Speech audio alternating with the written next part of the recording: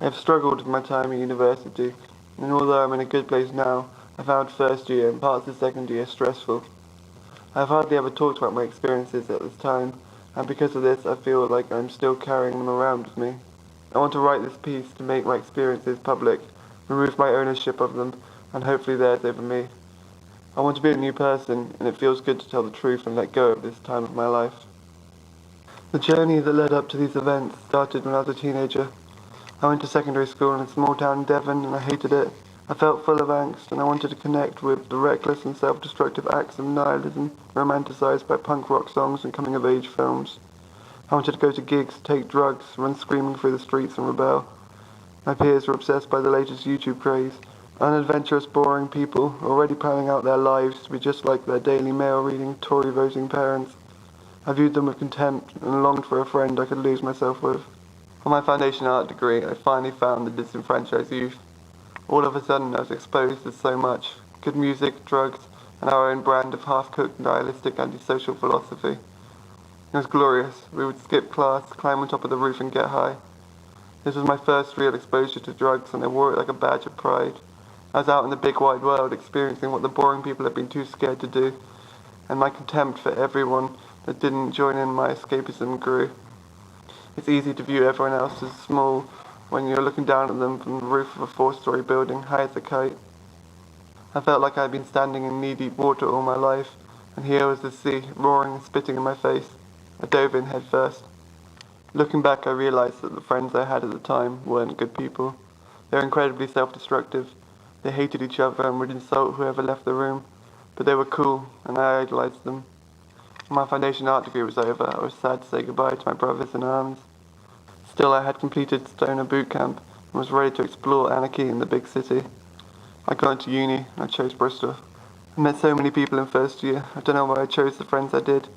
Maybe it was based on the values I idolized in my last friendship group, or it was because they did MDMA. But maybe it was because of one girl who would talk about sex a lot and walk around topless. Anyway, they were vain narcissists, gluttons for each other's attention, but more importantly, they were cut from a different cloth to me. I started to stand out as different, one of the group, but not really involved. My gloriously noisy and chaotic life started to slow down. I missed the exciting speed of my old life, and how simple it was when you couldn't think beyond each reckless moment. The quiet gave me time to think again. I realized a year had gone by, and I no longer knew who I was or what I was doing. I retreated into myself, breaking out on drunken nights into this caricature of an extrovert. I was scared and socially anxious, but I thought that if I got drunk and acted loud, then no one would notice. At this point in my life, I lived for nights out with dim lighting and numbingly loud, awful music. I found escapism in 10 pounds of vodka and coke pre-drinks, and on these nights I could get so smashed it was hard to think.